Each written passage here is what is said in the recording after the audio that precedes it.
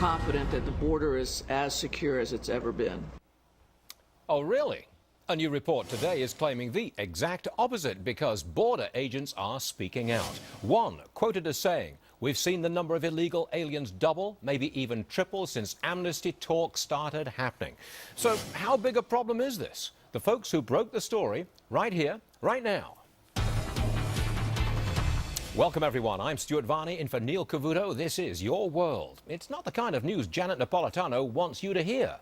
An agent within the Division of Customs and Border Protection who says the real number of people crossing the border illegally is startling. An agent so afraid of retaliation that he refuses to reveal his name and claims this type of intimidation is commonplace. Guy Benson is with Town Hall, which broke the story. All right, Guy, why is there such a huge difference between what Janet Napolitano is saying about border security and what this unidentified agent is saying? Hey, Stuart. Well, first of all, let me clarify that Town Hall did break the story, but it was my colleague, Katie Pavlich, a Fox News contributor, who's really been working very hard on this over the last few days, talking to a number of Border Patrol agents down in Texas and Arizona, and also some sheriff departments as well. And she's hearing this anecdotal evidence that since the last couple of weeks and months, as we're starting to really get closer and closer potentially to a political deal over comprehensive immigration reform, the people on the ground, according to her, are saying that the flow across the border has doubled, if not tripled, as you just mentioned. The implication being that there's a sudden rush to get across the border to take advantage of the amnesty talk and the impending legislation if it happens. Well, that would make sense. I mean, that's just basic human nature. If you think that you have an opportunity, you try to seize it. And the problem is, if you look at some of the photos that Katie has in her report up at townhall.com, it's not just people coming to this country seeking a better life. That's something that we can all relate to. Even if we're not in favor of illegal immigration, we can relate to people who want to come here to be able to feed their family, for instance.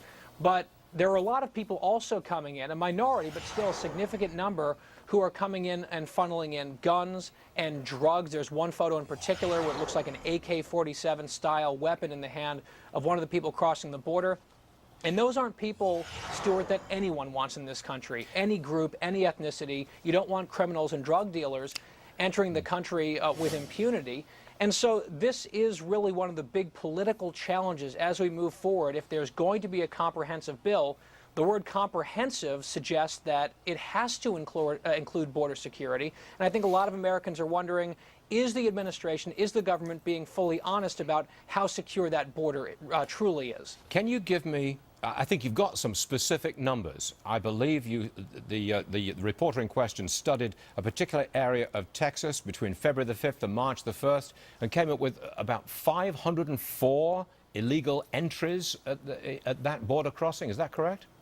Right. That was just based on individual cameras that were set up at different places along the border. So this is not a comprehensive study of how many people came across during that period of time. Those are just what the cameras caught. And only a fraction of those people were then apprehended by border control agents. And then the other really important point here, Stuart, is I'm not sure the government can really give us a sense of how secure the border is and where. There was just a committee hearing 2 weeks ago. Byron York reported about this, where DHS officials were asked. They instituted this brand new regime for measuring border security. They threw out the old plan. They set up new metrics. That was a few years ago. So this was a bipartisan hearing to say, all right, where are we? Okay. If we're going to have comprehensive reform, what's the state of the border now?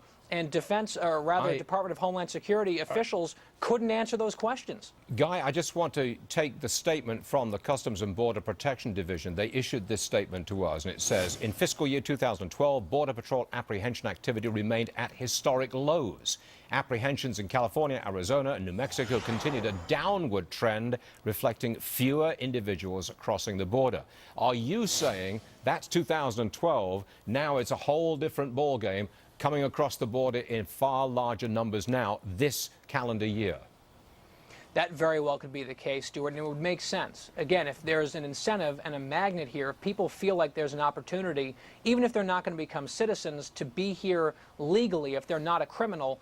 I mean, if I were in a desperate situation in Mexico, that would be a real temptation for me. I think that's just a part of humanity. Yes, it is. All right. Guy Benson, townhall.com. Thanks for joining us, Guy. Thank you, Stuart.